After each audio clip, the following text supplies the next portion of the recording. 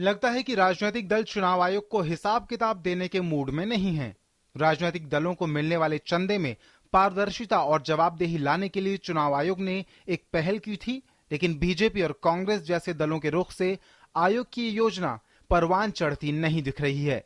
आयोग ने राजनीतिक दलों से अपने हिसाब किताब को बैंकों के मार्फत करने और दान देने वालों को रसीद देने जैसे 10 प्रस्ताव दिए थे। आयोग का कहना था कि 20,000 रुपए से अधिक का दान केवल चेक या फिर ऑनलाइन ट्रांसफर से ही लिया जाए। आयोग ने दलों से हर साल फंड का ऑडिट करने और उसकी एक कॉपी चुनाव आयोग को देने का भी प्रस्ताव किया था। चुनाव आयोग ने सभी दलों से 15 अक्टूबर तक इस पर अपनी राय देने के लिए कहा था। कांग्रेस ने इसका विरोध करते हुए कहा है कि दलों की फंडिंग बहुत ही जटिल मामला है और इसका हिसाब किताब बैंकों से नहीं हो सकता।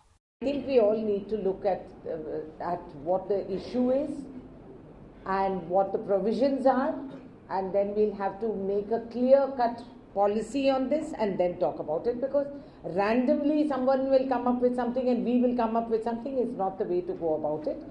We will take the opinion of other political allies and parties and colleagues and the opposition also, and then come about it, because there was a different system which we've applied all along.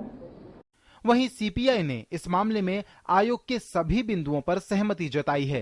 We do not come within the ambit of RTI. At the same time, on financial matters, our party stands for transparency. बात BJP की करें तो party ने तो आयोग के प्रस्ताव का जवाब देने तक की जहमत नहीं उठाई है।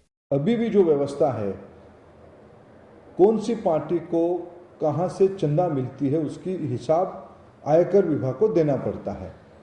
चुनाव आयोग प्रत्याशी कैसे खर्चा करता है, जो सीमा है उसके अंदर खर्चा करता कि नहीं करता है, रोजाना उसको लॉगबुक मेंटेन करना पड़ता है। बीजेपी के अलावा सीपीएम, बीएसपी और एनसीपी जैसे दलों ने भी आयोग को कोई जवाब नहीं भेजा है।